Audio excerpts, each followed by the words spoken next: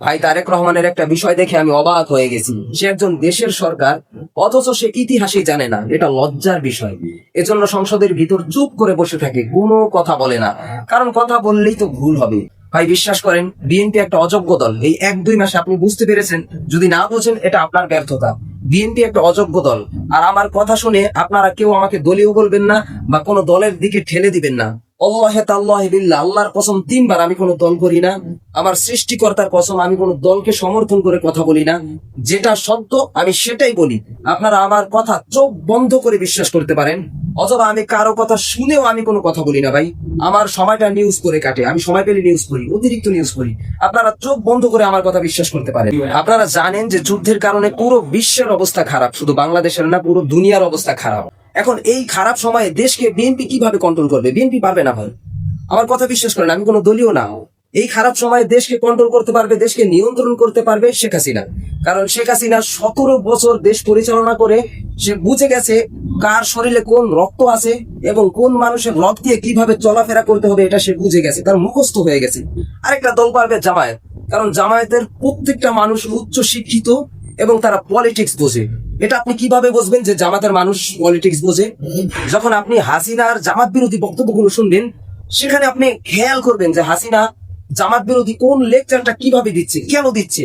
তাহলে আপনি বুঝতে পারবেন যে জামাত কত বড় পলিটিক্স বাস এবং তারা কতটা জ্ঞানী, তারা সক্ষম। আরেকজন লোক আছে, সে পারবে এই খারাপ সময় দেশ কন্ট্রোল করতে, ডক্টর ইউনূস। এটা আপনাকে মানতে হবে, কারণ ডক্টর ইউনূস যখন দেশের দায়িত্ব নিয়েছিলেন, ভারত এত চাপ দিয়েছে, যদি ইউনূসের পরিবর্তে অন্য কোনো লোক থাকতো, সে সেখানে শেষ হয়ে যেত। এই 3জন লোক, শেখ হাসিনা, ইউনূস, জামাত, এই 3জন লোক এই খারাপ সময়ে বাংলাদেশকে নিয়ন্ত্রণ করতে পারবে, কন্ট্রোল করতে পারবে। আপনারা আমার কথা চোখ বন্ধ করে বিশ্বাস করেন। আমি কোনো দলকে সমর্থন করে কথা বলতেছি না, যেটা সত্যি আমি সেটাই বলতেছি। বিএনপি পারবে না, পারবে না, পারবে না। আপনারা এই 1-2 মাসে কি কিছুই বোঝেন নাই? বিএনপি একটা অযোগ্য মূর্খের দল। আমার ভাবতেও লজ্জা হয় যে খালেদা জিয়া একজন যোগ্য মানুষ, সেই যোগ্য মায়ের ঘরে একটা অযোগ্য সন্তান জন্ম নিয়েছে। ঠিক মতো কথা বলতে পারে না, কথা বলতে গেলে আটকে যায়। আরেকটা কি আকাম করছে দেখেন, ইরান বাংলাদেশকে বলেছে বাংলাদেশ মুসলিম দেশ, আমরাও মুসলিম, তাই বাংলাদেশ আমাদের থেকে সব সুযোগ সুবিধা ভোগ করবে, আমরা তাদেরকে সুযোগ দিব, কিন্তু বাংলাদেশ যেন কখনো কারো দালালি না করে, কারো পা না চাটে। কিন্তু তারেক রহমান কি করেছে? আমেরিকাকে খুশি করার জন্য তেল কিনবে রাশিয়ার থেকে, আমেরিকার থেকে অনুমতি চেয়েছে। সেই তেল ভারত দিয়ে প্রসেসিং করে বাংলাদেশে আনবে।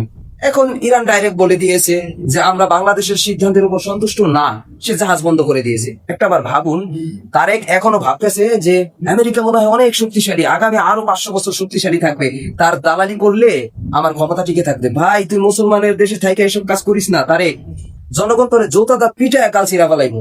এটা মুসলিম দেশ। ইরান আমাদেরকে এমন একটা সুযোগ দিয়েছিল, তোর একটা সিদ্ধান্তের কারণে আজকে বাংলাদেশের মানুষ তেলের অভাবে ভুগতেছে, আরো ভুগবে, আরো অনেক কিছু পাবে না বাংলাদেশের মানুষ।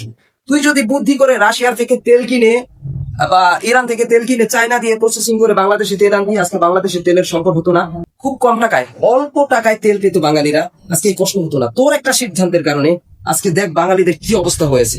আপনারা আরো দেখেছেন, এক মহিলা কান্না করে বলতেছে আমি আমার জমি বিক্রি করা টাকা ব্যাংকে রেখেছি, অথচ টাকা আনতে গেলে বলে আমাকে টাকা দিবে না। ব্যাংকের এই অবস্থা।